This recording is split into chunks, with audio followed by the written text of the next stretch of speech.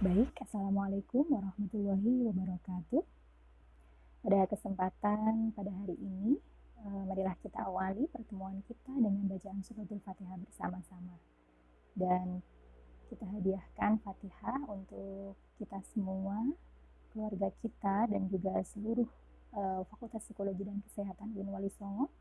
Mudah-mudahan semuanya diberikan kesehatan dan juga kelancaran dalam melakukan segala aktivitas dan juga urusannya.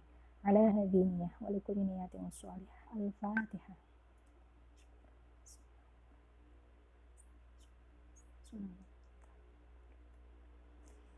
Baik, pada kesempatan pada hari ini kita membahas tentang aliran strukturalisme.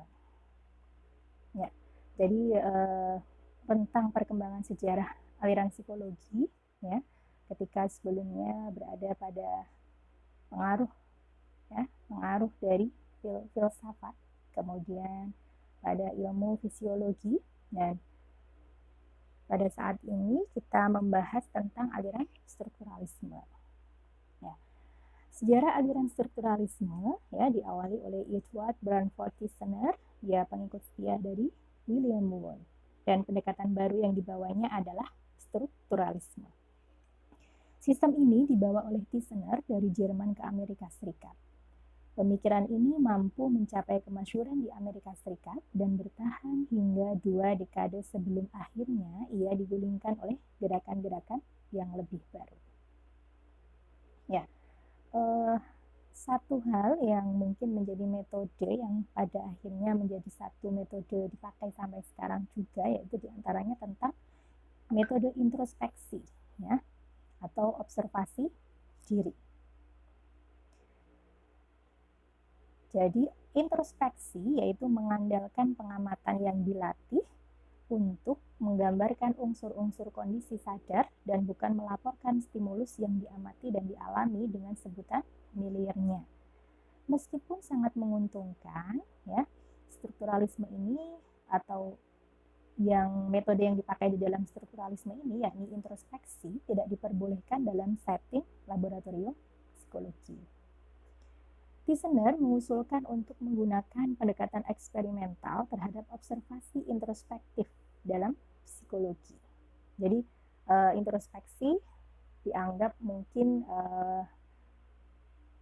khawatir kalau penilaian diri sendiri itu sifatnya nanti jadi ya, tetapi tetap bisa digunakan sebagai rujukan untuk sebuah data di dalam sebuah penelitian. Tetapi kalau laboratorium di psikologi atau penelitian psikologi lebih menyarankan kepada hal-hal yang sifatnya pendekatan-pendekatan eksperimental.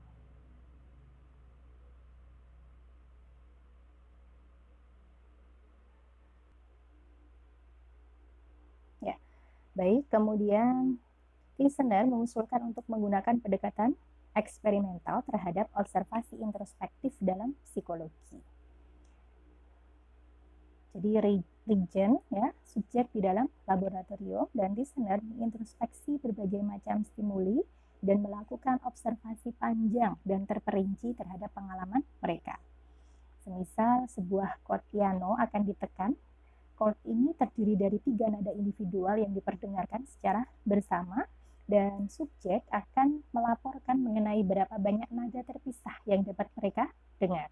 Dan karakteristik dari mental dari suara tersebut dan juga atom-atom atau unsur-unsur dasar kesadaran apa sajakah yang dapat mereka deteksi dari hasil eksperimen tersebut.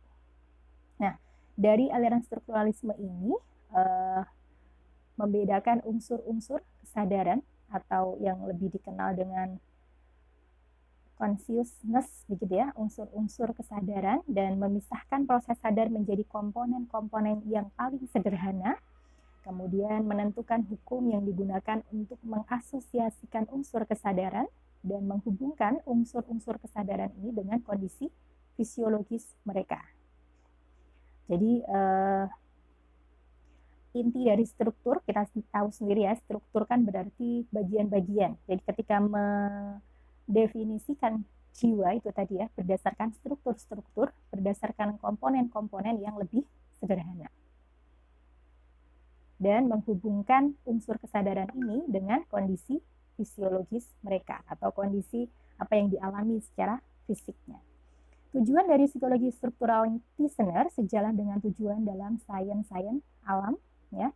Dan temuan Thisner ini menemukan 3 kondisi kesadaran elementer jiwa terdiri dari sensasi, citra, dan juga kondisi afektif. Apa sih masing-masing ya? 3 kesadaran elementer ini, yang pertama sensasi. Ya, sering ya kita dengar sensasi begitu ya, gimana rasanya atau sensasinya seperti apa. Nah, unsur dasar dari persepsi yang terdapat di dalam suara, jadi sensasi itu diartikan sebagai unsur dasar dari persepsi yang terdapat di dalam suara, penglihatan, bau, dan pengalaman lainnya yang dibangkitkan oleh objek fisik di dalam lingkungan kita. Sementara citra adalah unsur ide dari ide yang ditemukan dalam proses yang mencerminkan pengalaman masa lalu. Ya. Sementara kondisi afektif adalah unsur-unsur emosi dan ditemukan di dalam pengalaman-pengalaman seperti benci, cinta, sedih, kemudian kecewa, ya, itu adalah kondisi afektif. Kategorisasi unsur mental berdasarkan kualitas dan intensitas, ya. Kualitas itu karakteristik seperti dingin, merah, ya, yang membedakan dengan jelas setiap unsurnya, ya. Sementara untuk intensitas itu adalah sebuah kekuatan, kelemahan, kenyaringan, atau kecerahan dari sensasi. Sementara durasi adalah lamanya sensasi dari waktu ke waktu. Kejelasan pada peran atensi yang mendapatkan perhatian secara langsung. Jadi perhatian seseorang itu juga semakin membedakan antara satu dengan yang lain dalam hal kategorisasi kejelasan. Dia cukup memberikan perhatian lebih atau tidak, maka di situ pun juga kejelasan akan beda antara satu orang dengan yang lainnya. Ya, ini ada beberapa kritik terhadap strukturalisme. Ya. Metode introspeksi hanya relevan dengan jenis observasi di laboratorium Thisner dan Kolbe, ya. Dan definisi tentang introspeksi sudah pernah disampaikan oleh filosof Immanuel Kant. Setiap usaha introspeksi pasti akan mengubah pengalaman sadar. Ia memperkenalkan variabel observasi ke dalam konten pengalaman sadar.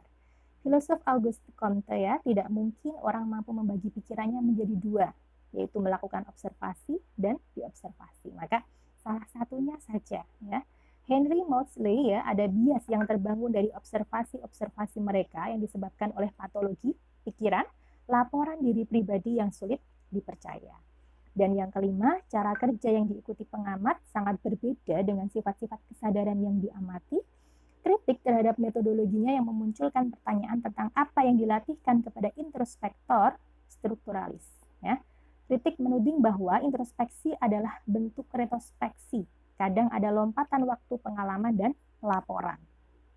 Gerakan strukturalisme dituduh hanya dangkal dalam menganalisa proses sadar menjadi sebuah unsur, bahwa pengalaman tidak datang kepada kita dalam bentuk sensasi, citra, atau kondisi afektif, tetapi dalam sebuah kesatuan menyeluruh. Jadi pengalaman seseorang terbentuk dari beberapa hal, ya. Jadi satu kesatuan baik dari sensasi, citra maupun kondisi afektif menyatu menjadi sebuah bangunan, satu kesatuan, sebuah pengalaman atau fenomena. Namun dari itu, meskipun ada banyak kritik, tapi memiliki kontribusi, ya, strukturalisme terhadap perkembangan ilmu psikologi. Ya. Pokok kajian tentang pengalaman sadar terdefinisi dengan jelas, ya, yang membagi struktur-struktur begitu ya. Metode riset mereka didasarkan pada observasi, eksperimentasi, pengukuran, tradisi sains tertinggi, dan metode untuk mempelajari pengalaman disebut dengan self-observation atau introspeksi tadi. Metode introspeksi yang melibatkan proses kognitif seperti penalaran sering digunakan dalam psikologi yang saat ini. Contoh penelitian tentang ergonomi, jarak yang tepat antara kursi dan meja komputer. Kontribusi yang kelima, meskipun metode introspeksi berkembang tidak seperti yang dibayangkan, Thisner metode ini tetap berkembang dengan baik, ya. Strukturalisme memberikan ortodoksi yang terbangun kuat sehingga muncul gerakan-gerakan perkembangan dalam psikologi secara progresif, secara perkembangannya pesat begitu ya. Psikologi bergerak jauh melampaui batas awal dari sistem yang dibuat oleh Thisner. Oke, jadi seperti itu inti dari kontribusi strukturalisme terhadap perkembangan psikologi, yaitu tentang pengalaman sadar manusia itu terdefinisi dengan jelas bahwasanya terdiri dari sensasi, citra, dan kondisi afektif. Baik, begitu untuk pembahasan kita pada hari ini terkait aliran strukturalisme. Mudah-mudahan bermanfaat, dan jika video ini dianggap bermanfaat, boleh komentar, like, dan juga subscribe. Terima kasih. Wallahu a'lam bishawab. Kurang lebihnya mohon maaf. Assalamualaikum warahmatullahi wabarakatuh.